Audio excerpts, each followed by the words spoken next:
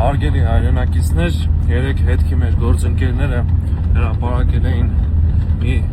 հոդված, որտեղ արժական հավաքի մասնակիցը նկարագրում էր բանակային դիրքում իր դիտարկման առկա խնդիրները, թերությունները եւ այլն, եւ մենք այս պահին զինված ուժերի գլխավոր շտաբի պետի գեներալ լեյտենանտ Ասրյանի հետ ուղևորվում ենք դեպի նշված բանակային դիրք։ Մեր գործընկերներից ճշտել ենք, որ այդ բանակային դիրքը տեղակայված է Սյունիքի մարզում, տեղում արձանագրված դիտարկումների իսկությունը ստուգելու, առկա թերություններին համապատասխան ընթացք տալու նպատակով։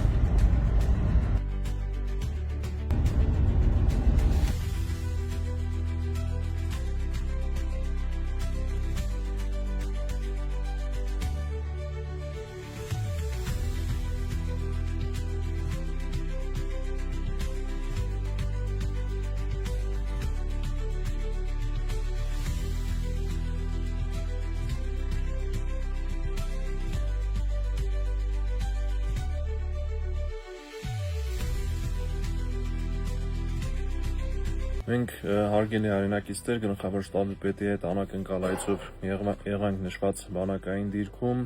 բոլոր գրառման մեջ տեղ գտած բոլոր դիտարկումները տեղում ուսումնասիրվեցին, դրանց մի մասը չէին համապատասխանում իրականությանը, այդուհանդերձ նշում ենք, որ կան նաև թերություններ որոշակի բնույթի, որոնք դիրքի կահավորման, խրամատների բարելավման, նաև պետք է հաշվի առնել, որ այս դիրքը գտնվում է 2000 մետր եւ ավելի բարձրության վրա, այստեղ նաև այս տարի եղել է շատ լուրջ սառը ձմեռ,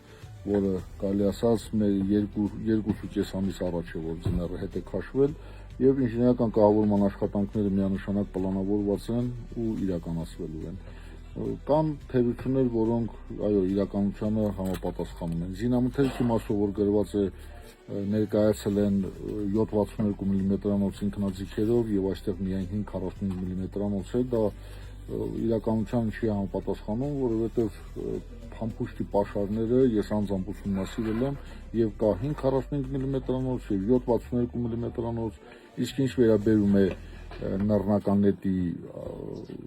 RPG-7-ի, ZN7-ի նռնակներին եւ նաեւ խոշոր տրամաչափի գնդացիրների փամփուշտներին, այո, ծառայության ընթացքում կարող է լինել, որ մարտական դիրքում այդ խոշոր տրամաչափի զենքերը չլինեն, բայց մենք փամփուշտի պաշարները մշտապես պահպանում ենք, որովհետեւ հերթափոխից հերթափոխ անձնակազմի նշանակման ժամանակ նաեւ լինում են, որ դիրքը ուժեղացվում է խոշոր տրամաչափի գնդացիրով,